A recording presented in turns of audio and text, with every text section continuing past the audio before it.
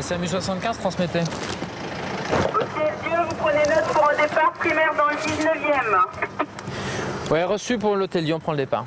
Oui, c'est bien pris, 18. Non, mais je te laisse regarder. Allez.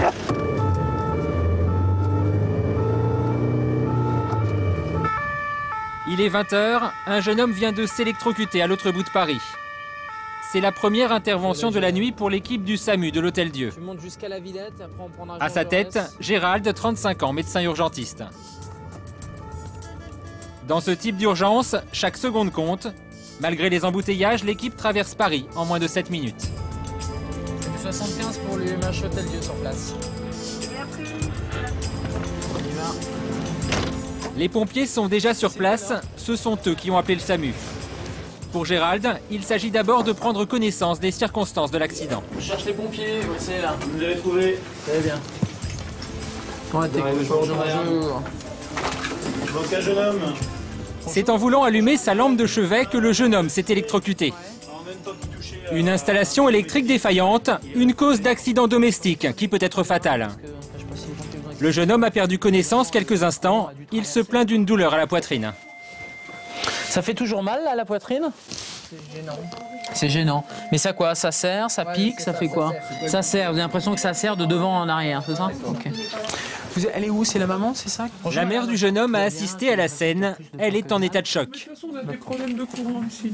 Mais le problème, c'est que c'est vrai que j'aurais dû m'en occuper, mais je suis toute seule avec tout le monde. Tout va bien. Ce qu'il faut, c'est qu'il va falloir de toute façon l'hospitaliser pour le surveiller. Parce qu'il y a le courant qui est rentré d'un côté et qui est ressorti de l'autre. Donc ça a pu traverser au niveau du cœur. Il n'y a pas de choses dramatiques. La seule chose, c'est qu'il faut qu'on le surveille à l'hôpital. D'accord? Pour cet adolescent, Gérald craint des séquelles cardiaques. Il doit être conduit à l'hôpital le plus proche. On est ambiant. Alors, il a toujours mal. Il a enrhumé une voix, il va falloir de toute façon le garder en rentrant chez nous. Elle est typique, rétrosternale et transfixiante. Tu retrouves ça? À tout à l'heure. C'est grave ou pas typique? Non, vous inquiétez pas. Quand on dit typique, c'est que c'est une douleur qui peut faire évoquer quelque chose de cardiaque. Donc il faut à tout prix qu'on le surveille pendant les quelques heures qui arrivent. D'accord? Vous n'allez pas pouvoir venir avec nous, on va vous dire dans quel hôpital, vous allez pouvoir le rejoindre tout de suite si vous le souhaitez. Comme vous voyez, vous lui avez parlé, il est conscient, donc il n'y a pas péril dans la demeure. Établir un diagnostic en quelques minutes, mais aussi rassurer les proches, c'est le travail quotidien d'un médecin urgentiste. Issu d'une famille de médecins, Gérald ne s'est jamais posé de questions sur sa vocation. Tout juste diplômé, il entre comme interne aux urgences. 7 ans plus tard, il sillonne encore Paris la nuit pour porter secours. C'est vrai que je m'en lasse pas, quoi. Je prends toujours autant de plaisir à arriver sur intervention, à pas savoir sur quoi on part et à un moment donné capter rapidement ce qui se passe sur le plan médical, sur le plan de l'ambiance, sur le plan de la décision que je vais prendre et puis passer à autre chose. Et c'est ça qui est palpitant. Porter secours, d'autres aussi consacrent leur nuit. Certains ont choisi d'aller à la rencontre de ceux qui ne demandent plus d'aide. Bonjour, c'est la Croix-Rouge. Vous allez bien? Oui, ça va, merci. Ouais. D'habitude, vous prenez toujours du café. Pas ce Agnès soir est bénévole à la Croix-Rouge.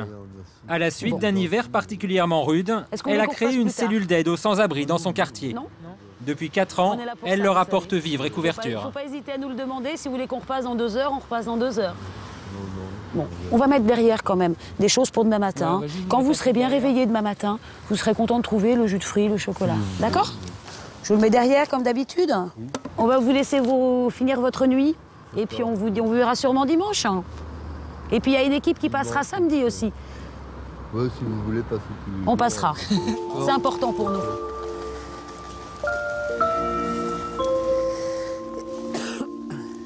Aider les plus pauvres, un engagement qu'Agnès mène de front avec sa vie de famille. Cette mère de 4 enfants a appris à s'organiser. Malgré les nuits blanches, pas question de rater la sortie d'école de ses filles. Marion, 9 ans, et Héloïse, 7 ans. Allez, on y va. Cette nuit encore, Agnès la passera auprès des sans-abri, alors chez elle, le temps est compté. Sur tes devoirs que tu commences? Goûter, devoir, elle n'a que quelques heures à consacrer à ses enfants. Ça, c'est le cartable de qui, celui-là? Marion? Rien ne doit être oublié. Donc, on ne risque pas d'oublier ce week-end. Les cahiers sont signés. Ouais, Sandrine, c'est Agnès. Je voulais savoir, là, j'ai une maraude cette nuit là, sur le secteur. Est-ce que tu aurais encore sur ta délégation un ou deux duvets disponibles? Parce qu'il se peut que j'en ai besoin ce soir. Donc si tu peux me rappeler, s'il te plaît, sur le portable, ce serait super. Pourquoi elle n'est pas là ce soir, ta maman? Elle va faire maraude. C'est quoi une maraude? Bah, c'est quand on donne à manger aux personnes qui sont tout seules dans la nuit et qui n'ont rien. Pour la maraude de ce soir, est-ce que tu as des précisions quant au lieu où je peux trouver Ouais. Ça veut dire qu'elle elle va pas être là de la soirée et qu'on la verra que demain, et aussi que elle sera au froid pendant toute la nuit. Elle sait à son âge qu'il y a des gens dehors, il y a des gens qui sont Héloïse pauvres. aussi, elle le sait. Héloïse aussi, elle le sait. Pour le moment, elle a d'autres préoccupations, mais elle le sait et c'est... Je pense que ça va les aider à construire leur vie d'adulte. Allez. Non! Et si? Quand je pars comme ça, comme ce soir, où je vais partir en maraude de nuit, la boucle est bouclée, hein, les bains sont donnés, j'ai été là à 4h30. Ça, c'est primordial pour moi. Je m'occupe de mes enfants, donc je ne culpabilise pas. Voilà. Maman, ça veut dire quoi, Rush? Beaucoup de travail. Denis, le mari d'Agnès, est lui aussi bénévole à la Croix-Rouge. Ce soir, il rentre tard. Les enfants seront donc gardés par les voisins. Non. T'as pris tes doudous? Ouais. Cette nuit, Alors, quand ils dormiront, Agnès sera auprès des sans-abri. Au même moment, à quelques kilomètres de là, l'alarme retentit dans cette caserne de pompiers. Il est 21h, un homme vient d'appeler, sa femme aurait tenté de se... Pour l'heure, les pompiers ne disposent d'aucune autre information, seule certitude, il faut aller vite. Au volant, Jérôme, 34 ans, pompier depuis plus de 17 ans et père de 2 enfants.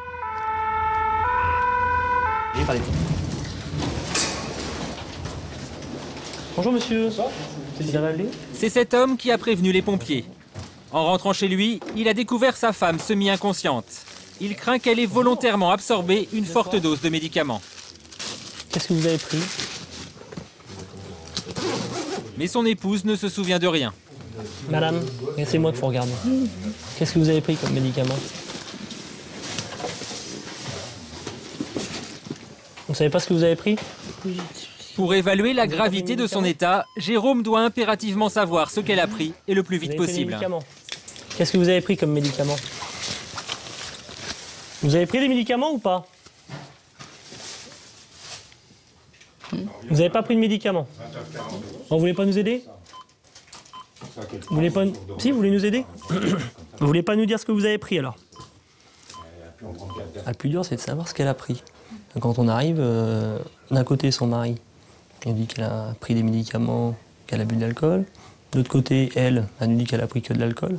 Par contre, il faut tout le temps reposer les mêmes questions sans cesse. Ça dépend des jours, mais ce soir, vous êtes rentré à quelle heure du travail? Inlassablement, Jérôme et ses collègues se relaient pour tenter d'obtenir la moindre information. Vous me rappelez plus? Est-ce que vous avez pris ces médicaments-là? Oui, non. Comme vous a dit le médecin? Oui. D'accord, celui-ci. Il n'y a pas un médicament où vous avez un petit peu abusé dessus? Sûr?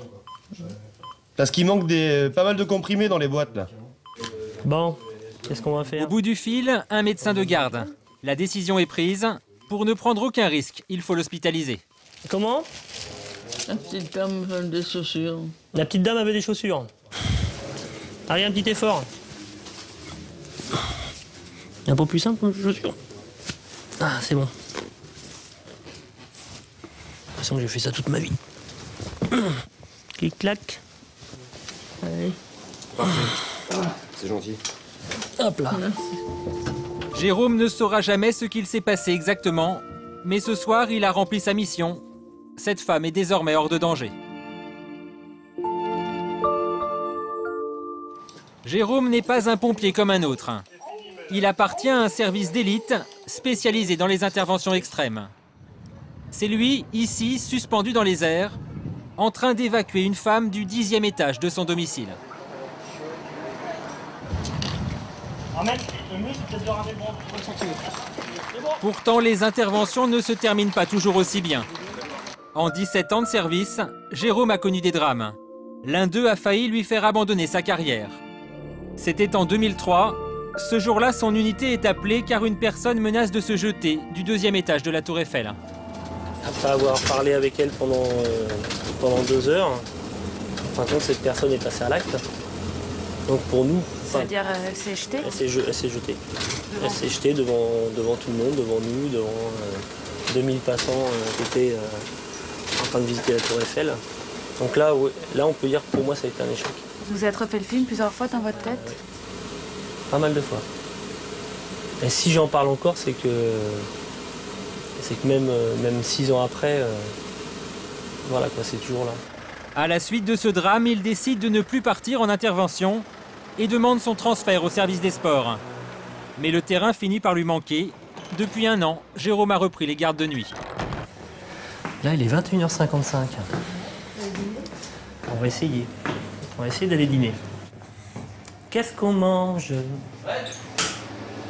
Des bonnes lasagnes. Non mais si tu vois Seb, par contre, tu peux lui dire que je l'attends pour manger. Des nuits qu'il passe loin de sa femme et de ses 2 enfants.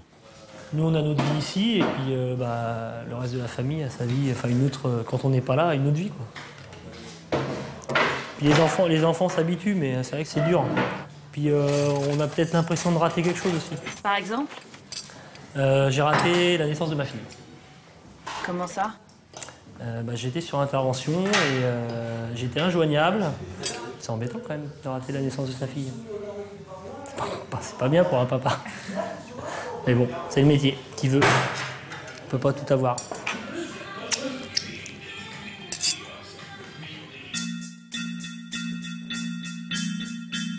Cette nuit aussi, Agnès est loin de sa famille.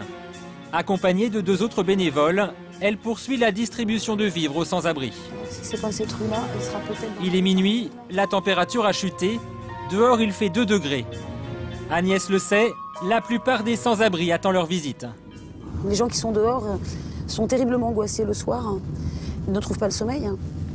Être dehors, sans activité, dans la nuit, c'est terrible. On dit toujours qu'en fait, ils meurent pas de froid, les SDF, ils meurent de solitude avant tout. Et en fait, si on peut rompre cette solitude, c'est pas mal. Un licenciement économique, une rupture familiale, et de plus en plus d'hommes et de femmes se retrouvent brutalement à la rue. Bonjour, c'est la Croix-Rouge. Ça va? C'est ce qui est arrivé à cet homme d'une 40aine d'années. Il est RMiste et c'est ici qu'il s'est installé, sous un pont, à 2 pas du périphérique. Depuis combien de temps vous êtes ici? Ça va faire 2 ans.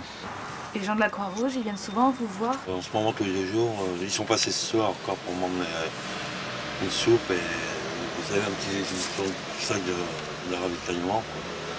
Ça m'avait dépensé beaucoup d'argent parce que moi je touche pas beaucoup. Avec 444 € par mois, c'est difficile. Jamais les associations caritatives n'avaient vu autant de sans-abri dans les rues que cette année. Une situation qui pourrait encore s'aggraver avec la crise. Vous arrivez quand vous rentrez chez vous à ne plus y penser? Non, plus y penser, non. Plus y penser, non, parce qu'il y a quand même des liens qui se sont créés, ça c'est indéniable. Donc on y repense, ouais. Puis il suffit d'une coupure dans un journal, il suffit qu'on entende qu'un sans-abri est décédé une nuit pour que forcément on transpose avec les personnes que nous on côtoie et qu'on connaît. Car au fil des années, les bénévoles comme Agnès se sont liés d'amitié avec certains sans-abri. Ils connaissent leurs goûts, leurs habitudes et les endroits où les trouver. 1h du matin, l'équipe arrive dans une gare RER où une femme s'est installée depuis des années. Impossible pour les bénévoles de connaître son âge. Elle est plus vieille que nous tous réunis, ici, dans la rue, quoi. C'est-à-dire que les gens qui travaillent à la gare l'ont toujours connue. Il n'y a pas une personne qui travaille à la gare qui travaille depuis assez longtemps pour ne pas l'avoir connue. À chaque fois qu'elle lui rend visite, Agnès est inquiète. Elle craint pour la santé de cette femme âgée. Ça va être chaud, ouais. Ça va être dur, ça. Elle est malade. Bonjour, madame.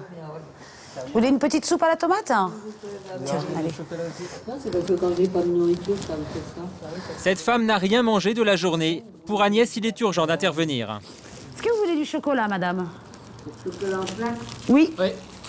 Au noir ou au lait? Au lait. Oui? Vous voulez du bolinon? Oui, donnez-moi tout ça. Vous voulez qu'on vous le prépare tout de suite? Je vais crever. Non. Bah, je vous remercie, mais pas de café. Vous voulez un petit café? Mais il suffit de demander. Malgré le froid, elle est nue dans son duvet. Pour Agnès, la vision de cette femme à l'abandon est toujours aussi difficile à supporter. Ça vous touche quand même. Hein. Ouais. Pourquoi? Pourquoi? Qu'est-ce qui vous touche chez elle? Parce qu'elle est âgée. Et je trouve que à notre époque, voir des personnes de 75-80 ans à la rue, sachant qu'il y a une famille quelque part, il y a une famille sur le territoire, se dire d'être seule et à son âge, ouais. C'est vrai que c'est peut-être, je pense, le seul lien qui lui reste avec la société. Je pense que c'est nous, la Croix-Rouge, là. Sinon, quelle personne s'intéresserait à elle? Personne. Merci. Non, merci à vous. À demain dimanche. À dimanche.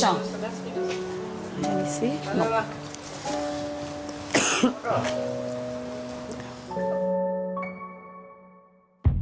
À 2 pas de Notre-Dame, l'Hôtel-Dieu, le plus vieil hôpital de Paris. Il est 2 h du matin. Cette nuit, Gérald est de garde aux urgences. Bonjour monsieur. Ouvrez les yeux. Ouais, il a bu. Il a alcoolisé. Il a pris autre rien. En tant que médecin-chef des urgences, Gérald voit tous les patients de la nuit, des cas les plus graves aux plus bénins. Ça me paraît pas mal là, non? Ça me lance. Et puis regardez là. Il en reçoit une quarantaine en moyenne chaque nuit et parfois il doit faire face à des demandes plutôt inattendues. Cette dame de 75 ans connaît l'hôpital par cœur. Elle y a travaillé dans sa jeunesse. Depuis quelques mois, tous les prétextes sont bons pour venir la nuit aux urgences. Et là, depuis 3 jours, vous n'arrivez plus à dormir? J'arrive plus à dormir, j'en ai marre. Mais pourquoi? Parce que vous pensez à des choses et des idées noires? Non, mais quoi? ils viennent dépenser, vous savez, dépenser que... Ça fait des années que j'ai pas pensé. Est-ce que vous avez pris quelque chose pour dormir? Non. Rien du tout? Non. Bah, on va peut-être vous donner un petit quelque chose pour dormir. Non, vous voulez pas? Rentrer à l'hôpital? Oui, dormir que 2-3 jours, là, je vous dis franchement. Mais oui, mais on peut pas vous garder si vous avez rien. Non, si, j'ai quelque chose puisque je dors pas. Aux urgences, on peut pas vous garder aux urgences en tout cas. Être à l'écoute de telles demandes, c'est la réalité des urgences de nuit, loin des clichés véhiculés par le cinéma. Et votre fils, vous voulez pas qu'on l'appelle? Qui? Votre fils? Ah, je vais l'appeler moi-même. Vous l'appelez? Je vais lui parler. Ah non, il faut pas lui parler, mon fils. Et pourquoi vous ne pouvez pas lui parler? Non, j'ai peur pour lui. Non. Et pourquoi vous avez peur pour lui? Non, je veux pas ni mon fils ni ma fille. Qu'est-ce que je fais? Je reste ici, ça m'est égal. Bah, vous n'allez pas rester. Je suis trop fatiguée. On va pas vous laisser dans un box là. Ça n'a pas d'importance. Je suis dans un fauteuil, je reste, je m'en fous pas mal. C'est pas moi et c'est tout. C'est clairement une demande plus sociale ou psychologique qu'une demande véritablement d'urgence. Donc après, il faut y répondre à cette demande-là. Ça fait partie de votre métier, ça aussi? Ah oui, ça fait partie du métier des urgences, bien sûr. Au même moment, de son côté, Jérôme va devoir lui aussi gérer ce type de situation. Il est plus de 3 h du matin. Nouveau départ dans la nuit pour les pompiers. Un passant a composé le 18 pour signaler un homme âgé qui marchait seul dans la rue, l'air perdu. Les pompiers le retrouvent en quelques minutes. L'homme est tétanisé par le froid.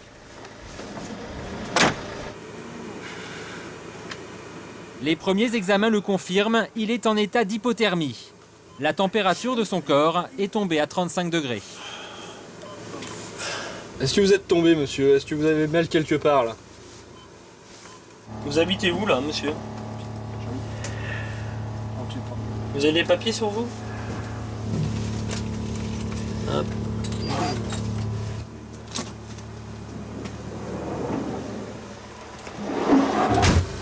Vous habitez toujours Courbevoie-la-Défense? Oui, Courbevoie-la-Défense. Courbevoie, oui. Alors qu'est-ce que vous habitez Courbevoie-la-Défense, il est 3 h 30 du matin et vous êtes à Issy-les-Moulineaux. Et qui fait à peine 2 degrés dehors. Et vous n'avez pas de manteau. L'homme aurait parcouru à pied plus de 15 km en pleine nuit. Jérôme suspecte une maladie d'Alzheimer. Vous savez quel jour on est au moins aujourd'hui? Non, pas avec une exactitude. Ce jour, on doit être le 26 ou 27. Ouais. Et on est quelle année? L'homme chuchote une réponse. Il croit être en 1930. 1930. Je pense que... Je pense pas. Ouais. Aider cet homme à retrouver son chemin. Une autre définition de l'urgence pour Jérôme. Ça pourrait être mon grand-père. Qui se retrouve à 3h30 dans la rue tout seul, qui erre. Qui le ferait si vous ne le faisiez pas? Je sais pas. Je sais pas. À part les pompiers, là, à cette heure-là, pas grand monde, je pense. Pas grand monde. Pourquoi c'est si important d'aider pour vous? Bah parce que je l'ai choisi. Je l'ai choisi depuis, voilà, c'est quelque chose que, bon, on doit avoir ça en soi, je pense. Cette envie d'aider, elle vous a comblé, elle vous a rendu heureux? Elle me rend heureux. Toujours. Toujours. J'ai pas envie d'être inutile, on va dire. Être utile aux autres, c'est l'ambition de Jérôme, même en dehors de son rôle de pompier. Il y a 9 ans, il a créé ce projet un peu fou. Permettre à des enfants malades ou handicapés de participer à des raids au même titre que des coureurs chevronnés, comme ici en Corse. Cette association, aujourd'hui, lui consacre la majeure partie de son temps libre. Cet après-midi, il a rendez-vous avec Corentin, un adolescent de 16 ans opéré d'une tumeur au cerveau et hospitalisé depuis 2 ans. Bonjour. Ça va, Corentin? Dans quelques jours, il s'envolera avec lui pour une course dans le désert marocain. Alors, toujours prêt? Toujours prêt, là. Toujours prêt? Plus que d'habitude? Ah ouais. Je vais te remettre aujourd'hui le t-shirt officiel. Pour pouvoir faire... Ah oui, non mais ça c'est pour que tu sois repéré dans le désert, parce que sinon on ne te verra pas. Tiens Corentin, ça c'est ton maillot pour la course. Il y a tout à voir, il y a le désert marocain, les amis, et être avec quelqu'un que je connais déjà, donc ça va être super, ça va être super. Ça va dans ce que je me fixe. Ça compte donner du plaisir et du bonheur aux enfants. Enfin maintenant aux ados, parce que ça reste un ado. C'est là qu'on voit qu'on n'est pas seul, quoi, qu'on est entouré. Alors on sait qu'il y a la famille et tout, mais c'est vrai que ça s'étend en dehors de la famille aussi. Et ça fait beaucoup de bien, parce qu'on se sent pas oublié par les autres. C'est des hommes de cœur, hein. Avec un grand cœur. C'est des hommes de cœur. Hein. C'est vraiment, ils donnent énormément. Nous on le ressent comme ça. Hein. Parce que quand il nous a dit que Corentin serait du prochain voyage, c'était à Noël, je me rappelle. Et c'était le 25 décembre. On s'est dit, mais pourquoi il pense à nous alors qu'il devrait être dans la famille? Enfin, c'était... Donc c'est fort. C'est fort. Comme disait mon mari, il y a beaucoup d'émotions. Hein. On a 2 bras, on a 2 jambes, on a un cœur. On a une motivation. Je pense que tout le monde peut le faire. La nuit est tombée sur Paris. Tout est calme en apparence, mais à l'Hôtel Dieu, l'équipe du SAMU de Gérald est de nouveau en alerte. Anthony, Thibaut, on y va?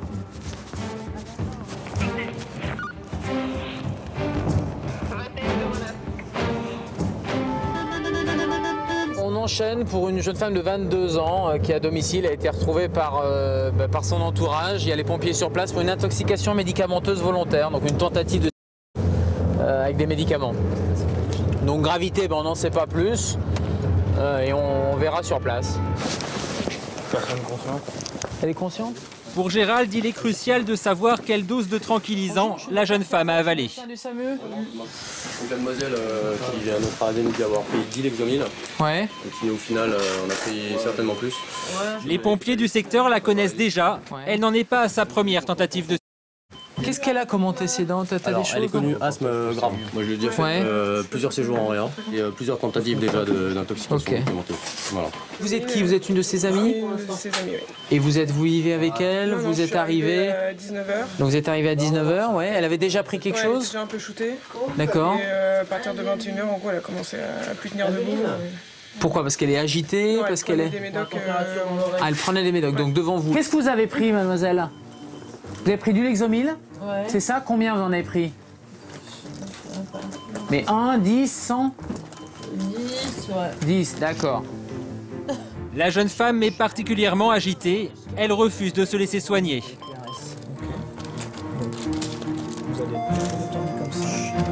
On a la chaise? Gérald prend la décision de l'immobiliser dans le camion afin de pouvoir l'examiner. Écoutez un petit peu. Non, vous m'écoutez. Laisse-la là-dessus. Laisse-la là-dessus. Avec ce que vous avez pris, c'est pas possible. C'est vous-même qui me l'avez dit. Donc on va vous garder à l'hôpital. D'accord? Vas-y. On arrive, on va juste à côté, on va à l'Hôtel Dieu. C'était il y a combien de temps ça, hein, celle-ci? Il y a seulement 15 jours, cette même jeune fille avait essayé de se tailler les veines. Pourtant aujourd'hui, rien ne peut ébranler Gérald dans sa détermination à sauver des vies. Dans le cadre d'une tentative, même si elle est récidivante, j'ai pas le droit de dire et de juger en disant bah là il faut absolument rien faire, c'est le choix de la patiente. Je peux pas dire ça. Et si je me disais que c'est vain de le faire, il faut tout de suite arrêter ce métier-là. Il faut tout de suite arrêter ce métier-là. C'est jamais vain de le faire. Moi, mon métier dans le serment d'Hippocrate, c'est ça. Et le code de déontologie, c'est ça. C'est de sauver, c'est d'apporter des soins. Sauver des vies, apporter des soins, porter assistance. Agnès, Gérald ou Jérôme continueront à travailler la nuit. Leur mission quotidienne, aider les autres pendant que nous dormons.